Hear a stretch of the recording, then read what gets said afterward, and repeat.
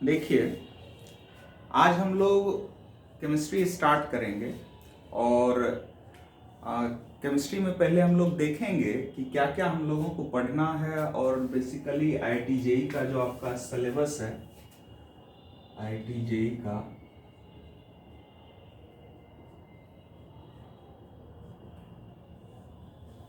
जो आपका सिलेबस है वो क्या क्या है, और उसके बाद हम लोग फर्स्ट चैप्टर से स्टार्ट करेंगे।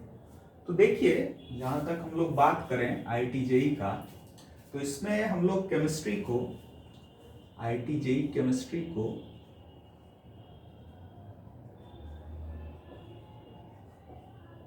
हम लोग 3 पार्ट में डिवाइड करते हैं। बेसिकली 3 पार्ट में। और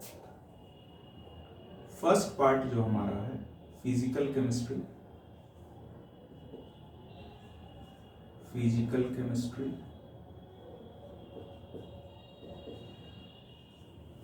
सेकेंड पार्ट जो हमारा है वो है inorganic chemistry, inorganic chemistry.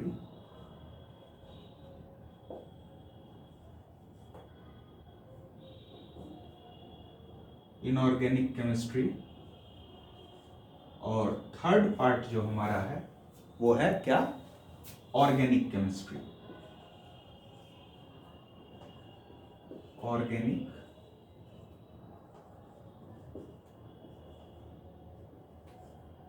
Organic chemistry. तो ये बेसिकली 3 पार्ट है जिसके अंदर हम लोग आईआईटी जेई का कंप्लीट केमिस्ट्री डील करते हैं। अब इसमें तीनों सेक्शन को एक एक करके पढ़ेंगे हम लोग। इसमें से देखिए, तीनों की बात करते हैं पहले तो।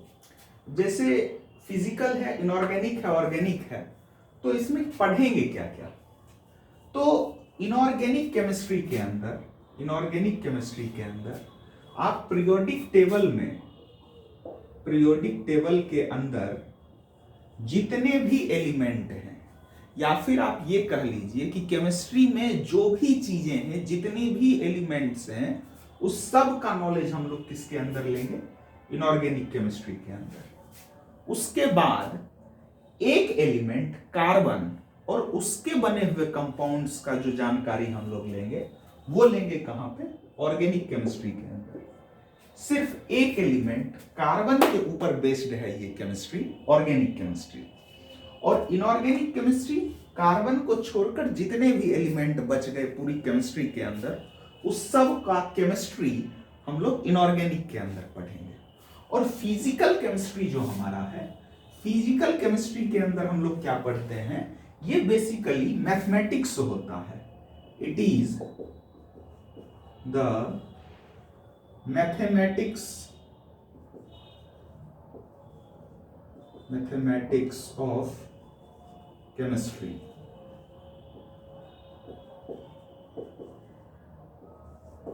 It is the mathematics of chemistry.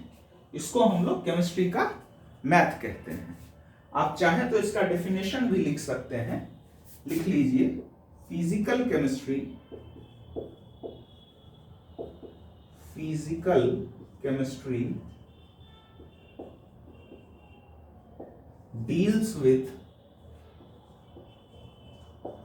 deals with laws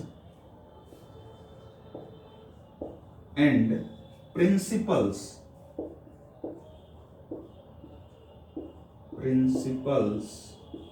of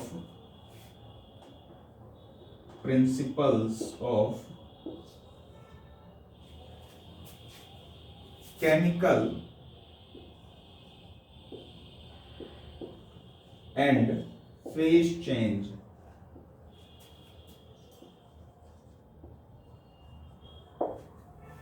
देखिए, इसमें बेसिकली होता क्या है, इसके द्वारा फिजिकल केमिस्ट्री के अंदर हम लोग वो सब चीजें पढ़ते हैं जिसमें कि मान लीजिए हम लोग मैथमेटिकली ये बात पता करने की कोशिश करते हैं कि कोई रिएक्शन होगा या नहीं होगा, अगर होगा तो कितनी देर तक होगा, इतनी देर तक रिएक्शन होने के बाद कितना कौन सा प्रोडक्ट बनेगा, प्रोडक्ट बनने के बाद रिएक्टेंट में कौन सा मॉलिक्यूल कितना बच जाएगा, इन सब चीजों की जानकारी हम लोग फिजिकल केमिस्ट्री के अंदर लेते हैं।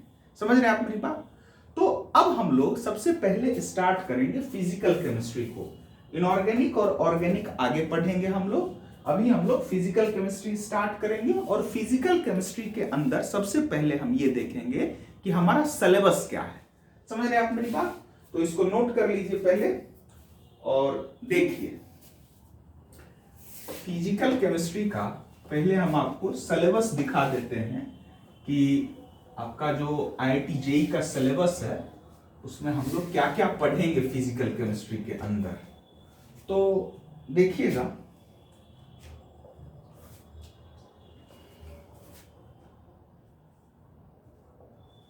फिजिकल केमिस्ट्री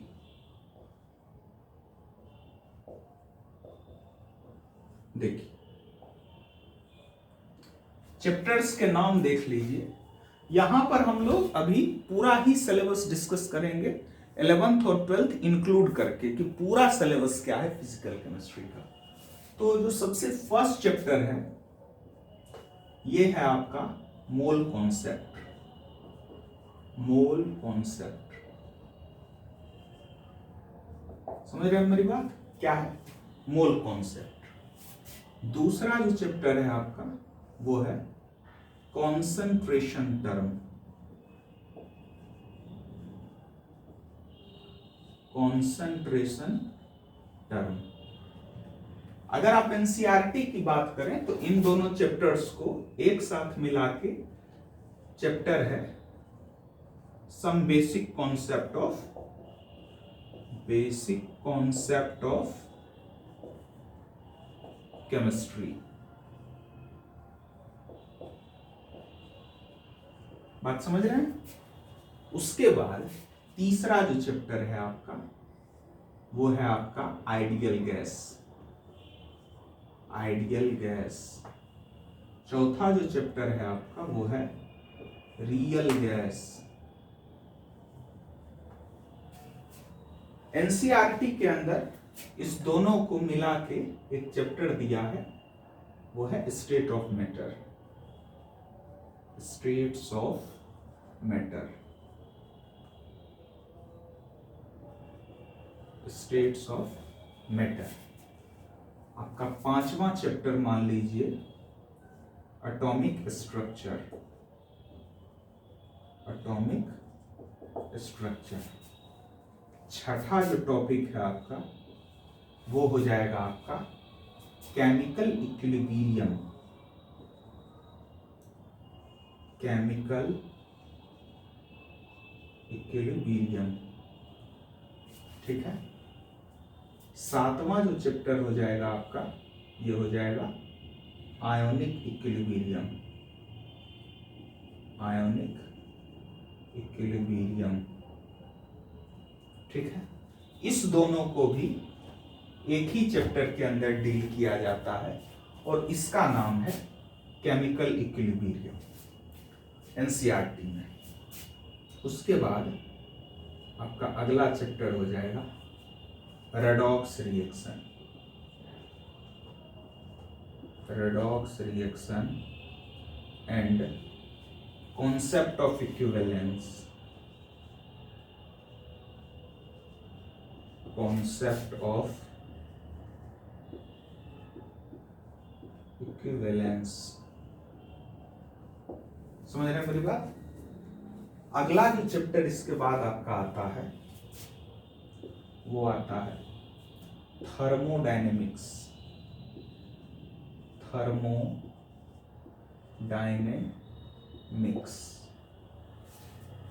10वां जो चैप्टर है आपका वो है थर्मो केमिस्ट्री।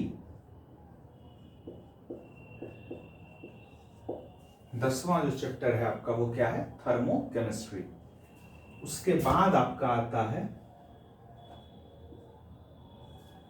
ये दोनों मिला के भी एनसीईआरटी में थर्मोडायनेमिक्स के नाम से चैप्टर है। अगला चैप्टर आपका हो जाएगा सॉलिड स्टेट, सॉलिड स्टेट। उसके बाद आपका हो जाएगा 12वां चैप्टर आपका हो जाएगा केमिकल काइनेटिक्स, केमिकल काइनेटिक्स। 13वां चैप्टर आपका हो जाएगा रेडियो एक्टिविटी, रेडियो एक्टिविटी। 14वां चैप्टर आपका हो जाएगा रेडियो एक्टिविटी के बाद। एक्चुअली एनसीईआरटी के अंदर रेडियो एक्टिविटी अलग से कोई टॉपिक नहीं दे रखा है, लेकिन जेई एडवांस के अंदर रेडियो एक्टिविटी के क्वेश्चंस आते हैं और फिजिक्स के अंदर आपका ये टॉपिक है, तो इसको हम लोग डिस्कस करेंगे यहाँ पे। रेडियो एक्टिविटी के बाद जो आपका टॉपिक आ जाएगा वो आ जाएगा इलेक्ट्रोकेमिस्ट्री, इलेक्ट्रोकेमिस्ट्री।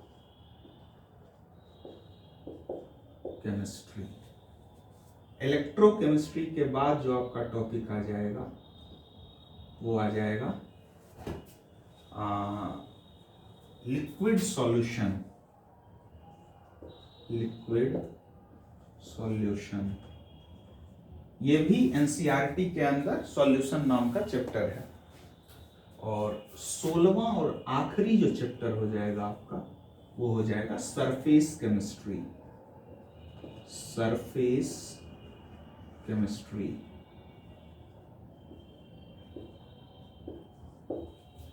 ये आपका फिजिकल केमिस्ट्री का कंप्लीट सिलेबस है जो कि आपको आईआईटी जेईई के अंदर करना है। ठीक है, इसमें सीक्वेंस मान लीजिए कि कुछ ऊपर कुछ नीचे हो सकता है, जो लिखे हैं जरूरी नहीं है कि उसी सीक्वेंस में चैप्टर्स हो, लेकिन होगा सारा ही। हर चैप्टर का अपना इंपॉर्टेंस है, हर चैप्टर से क्वेश्चंस पूछे जाते हैं और हम हर चैप्टर को देखेंगे कि कैसे कैसे उसमें क्या क्या क्वेश्चंस हैं और किस तरह से हमको कितना पढ़ना है। विच इज मोर इम्पोर्टेंट कि रुकना कहाँ पे है, कितना सिलेबस तैयार करना है। तो हम लोग सारी चीजें इसमें एक एक करके देखेंगे। और अब हम लोग यहाँ से अपना पहला चैप्टर स्टार्ट करेंगे, पहला टॉपिक स्टार्ट करेंगे, विच इज मोल कॉन्सेप्ट। क्या है? Mole concept. देखिएगा, लोग स्टार्ट करेंगे। फर्स्ट टॉपिक क्या है?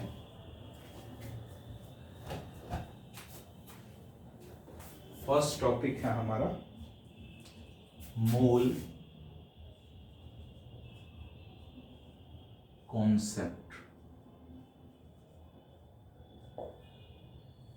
क्या है? Mole concept. देखिए, मोल के बारे में समझने से पहले या इस चैप्टर को शुरू करने से पहले हम लोग कुछ ऐसी चीजें समझेंगे, कुछ बेसिक टर्म्स हैं जो कि इस चैप्टर के अंदर यूज किए जाएंगे। पहले हम लोग उसके बारे में जानकारी ले लेते हैं। थोड़ा बेसिक्स है, हो सकता है आपको जानकारी हो उन सब के बारे में, लेकिन फिर भी हम लोग सारी चीजें पढ़ते हुए चलेंगे। तो हम वहां से स्टार्ट करते हैं कि क्या क्या चीजें इसके अंदर हैं। तो जैसा कि एनसीईआरटी में नाम भी है, क्या है? Some basic concept of chemistry. मतलब केमिस्ट्री का जो बेसिक्स है, मतलब जो आपको आगे की पूरी केमिस्ट्री को पढ़ने के लिए तैयार करेगा, उसके बारे में हम लोग यहां पर जानकारी लेंगे। समझ रहे आप मेरी बात? तो देखिए, यूनिवर्स से बात शुरू होती है। ये कहां से शुरू होती है? यूनिवर्स से।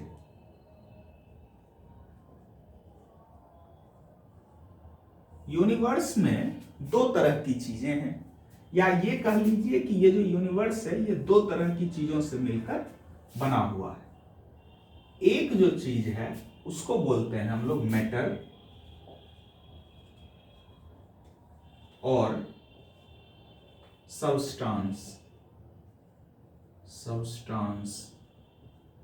और दूसरे को बोलते हैं हम लोग, क्या बोलते हैं? एनर्जी। क्या बोलते हैं दूसरे को? एनर्जी। मैटर और एनर्जी। समझ रहे हैं आप मेरी बात को? तो अब हम लोग यहां पर जो डिस्कशन है पूरा का पूरा, मोल का पूरा डिस्कशन जो है या इस चैप्टर में जो चीजें पढ़नी है वो मैटर के बारे में पढ़नी है। एनर्जी की चीजें यहां पर कुछ भी नहीं पढ़ना है, उसके बारे में हम लोग थर्मोडायनेमिक्स में चर्चा करेंगे। तो आइए मैटर के बारे में देखते हैं। अब सब लोगों को पता होगा अभी तक कि मैटर कहते किसको हैं। जो भी कुछ चीजें जिसमें मास हो, जो कुछ वॉल्यूम हो, कुछ स्पेस ले रहा हो, वो मैटर है। समझ रहे हैं आप मेरी बात? जिसमें कुछ मास हो, कुछ स्पेस ले रहा हो, वो सारी चीजें क्या है? मैटर है। अब देखिए मेटर्स का जो क्लासिफिकेशन करते हैं हम लोग, मेटर्स का जो हम लोग क्लासिफिकेशन करते हैं, तो देखिएगा, लिखिएगा, मैटर और सब्सटेंस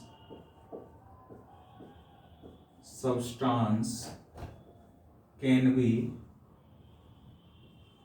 classified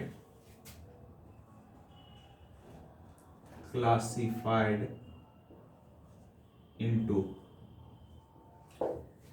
अलग अलग तरह का क्लासिफिकेशन हम मैटर या सब्सटेंस का यहां पर देखने की कोशिश करेंगे। तो जो सबसे पहला क्लासिफिकेशन है मैटर का, मैटर क्या होता है? फिजिकल क्लासिफिकेशन, फिजिकल स्टेट्स के ऊपर जो मैटर का क्लासिफिकेशन होता है वो अगर हम देखने का कोशिश करें तो मैटर कितने तरह में पाया जाता है। आप बचपन से ही पढ़ते आ रहे हैं कि पानी है लिक्विड फॉर्म, उसका बर्फ बना लो तो सॉलिड फॉर्म आइस हो गया, और उसी का वेपर बना लो तो गैस हो गया। तो सॉलिड, लिक्विड एंड गैस क्या होता है? Solid,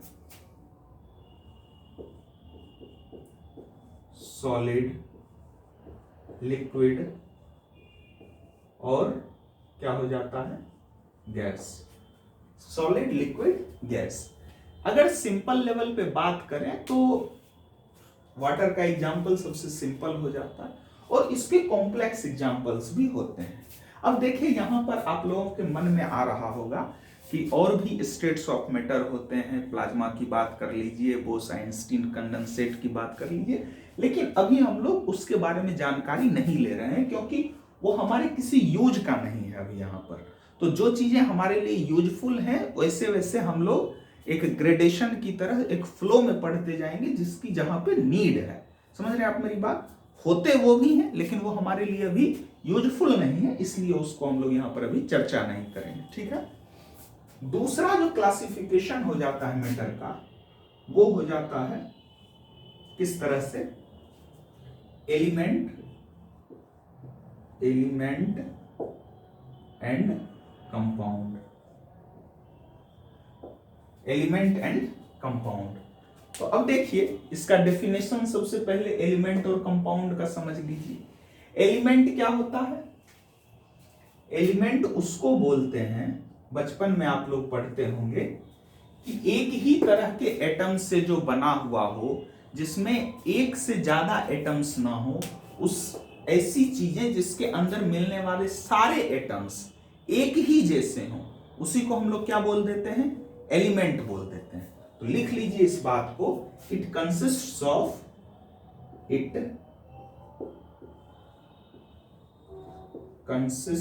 of only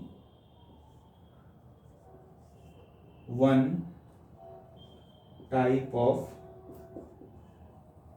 of atoms. समझ रहे मेरी बात?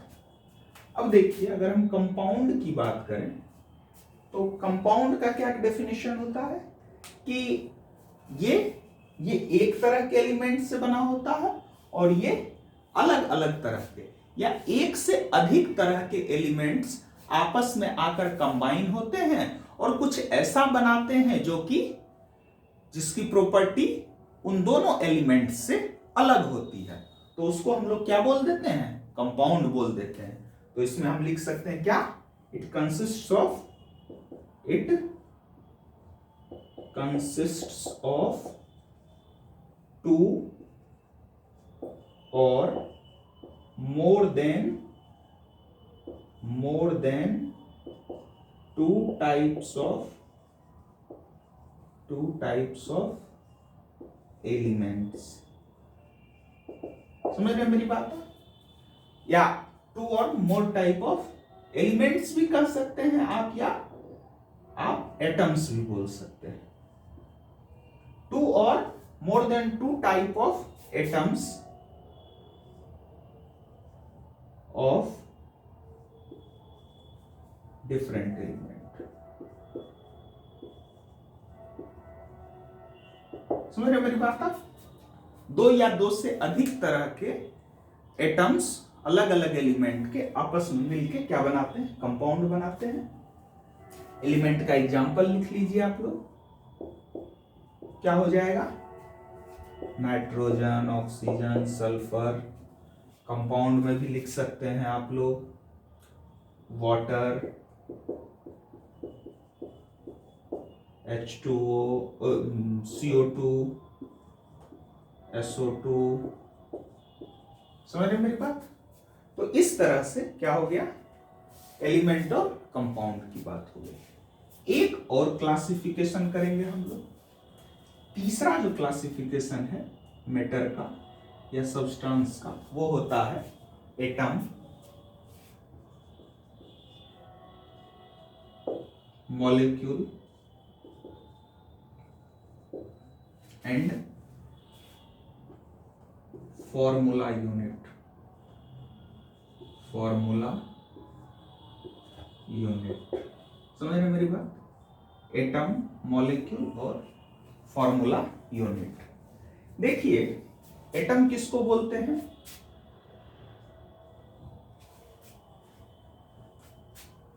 एटम होता है, इट इज स्मॉलेस्ट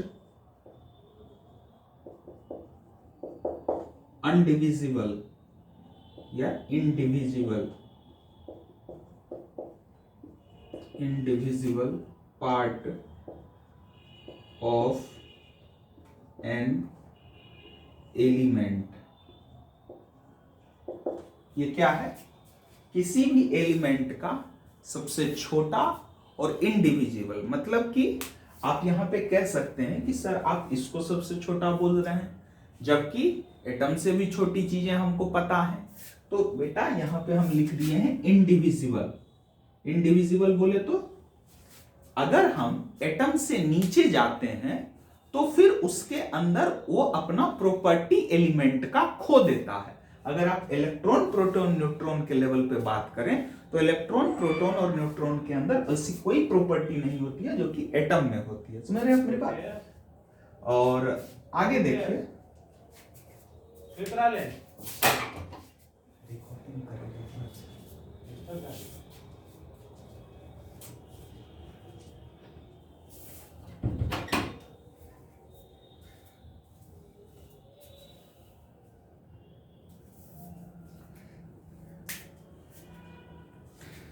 देखिए smallest indivisible part of an element का मतलब क्या हो गया कि इंडिविजिबल मतलब कि आप उससे नीचे अगर डिवाइड करते हुए जाएंगे तो आपको कोई भी प्रॉपर्टी नहीं मिलेगा जो कि एलिमेंट के अंदर मिलता है। समझ रहे हैं आप? तो ये हो गया आपका एटम। अब देखिए मॉलिक्यूल। मॉलिक्यूल क्या होता है? इलेक्ट्रिकली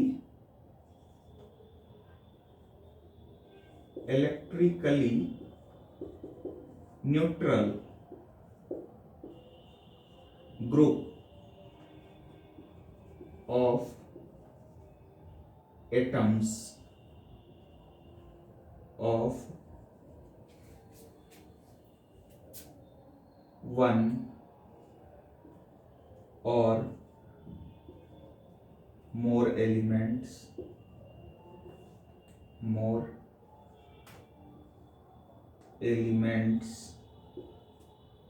are known as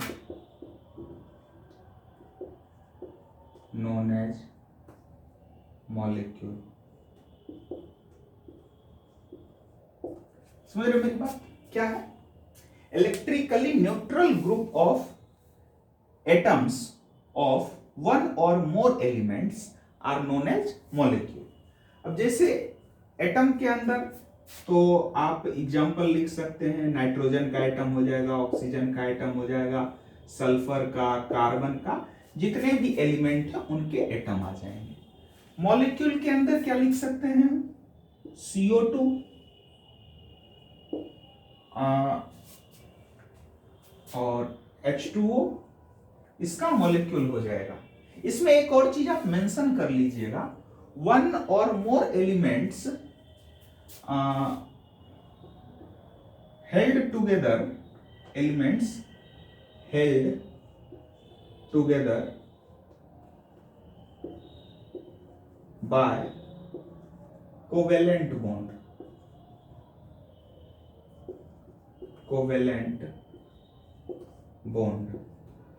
अभी आपको इस पे ज्यादा फोकस करने की जरूरत नहीं है कि कोवेलेंट बॉन्ड क्या है, थोड़ा बहुत अभी हम एक्सप्लेन कर देते हैं, बट ज्यादा उस पर लोड नहीं लेना है। तो इसका एग्जांपल आप CO2 ले लीजिए, H2O ले लीजिए, आप यहाँ पे ले लीजिए क्या ले सकते हैं आप H2S ले लीजिए, मतलब कुछ भी ले सकते हैं।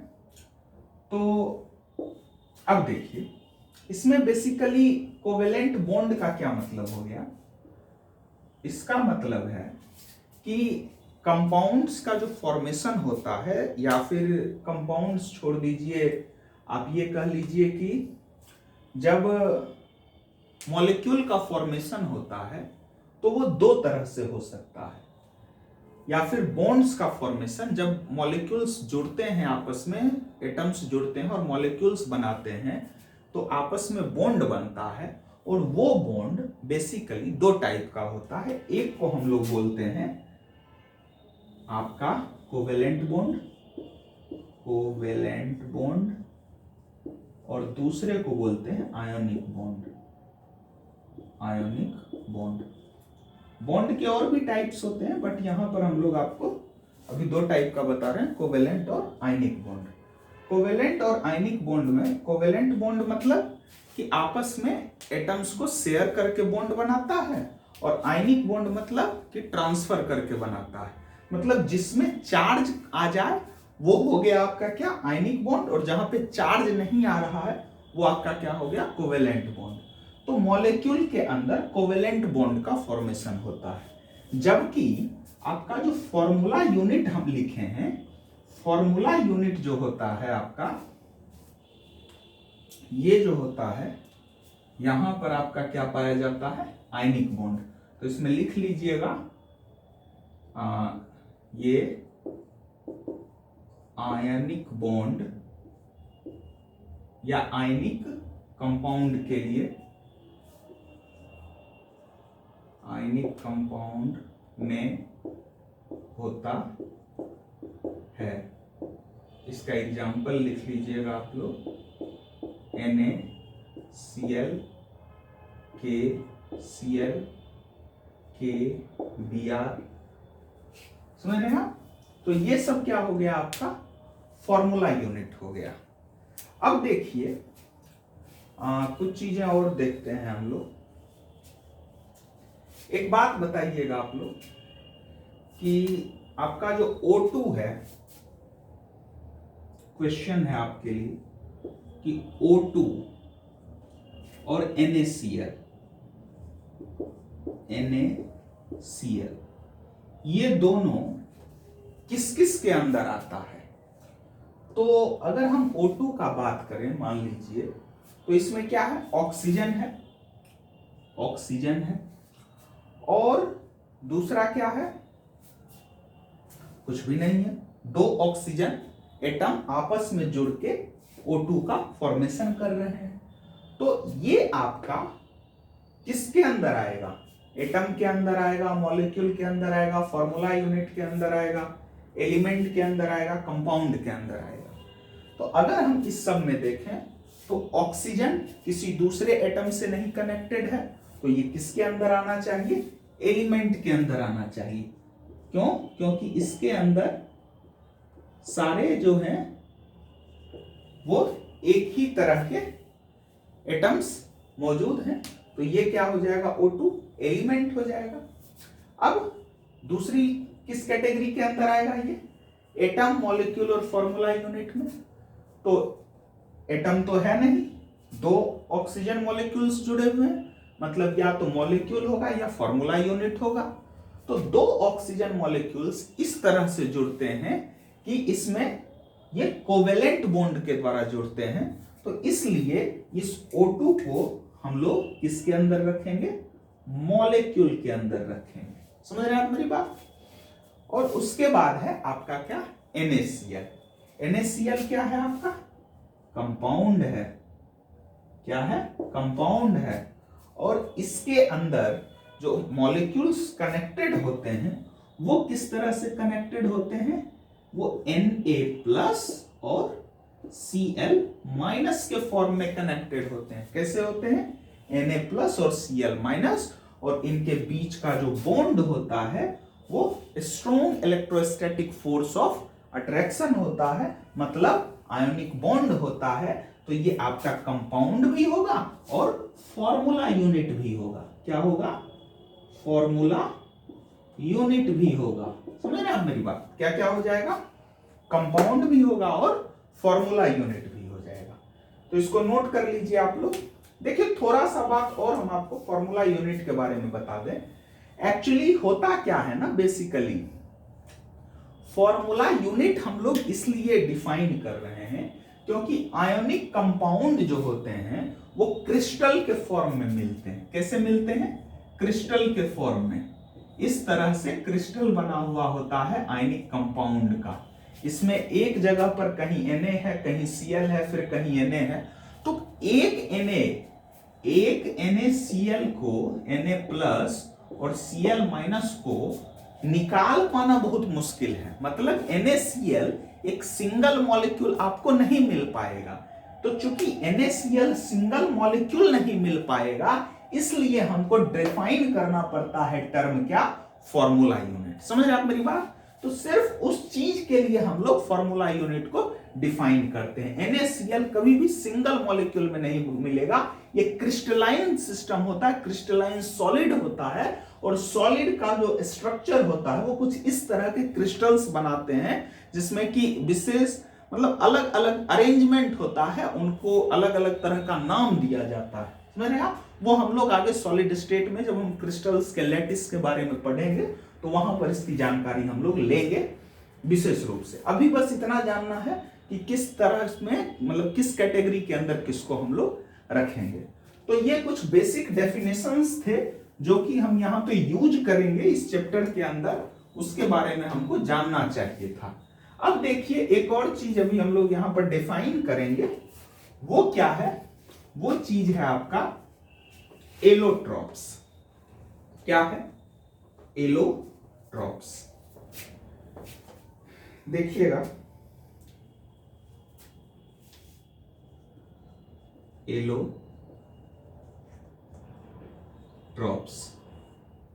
एलोट्रॉप्स का मतलब क्या होता है। कार्बन का अगर हम एलोट्रॉप का बात करें तो क्या क्या हो जाएगा, डायमंड,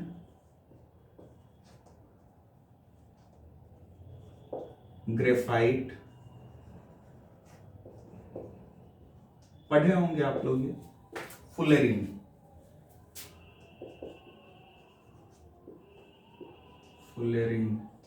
इसको C60, C70 और भी बहुत सारे होते हैं। ठीक है, तो ये क्या है, कार्बन के एलोट्रॉप्स हैं।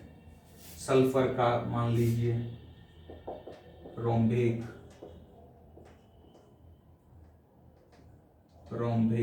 मोनोक्लिनिक,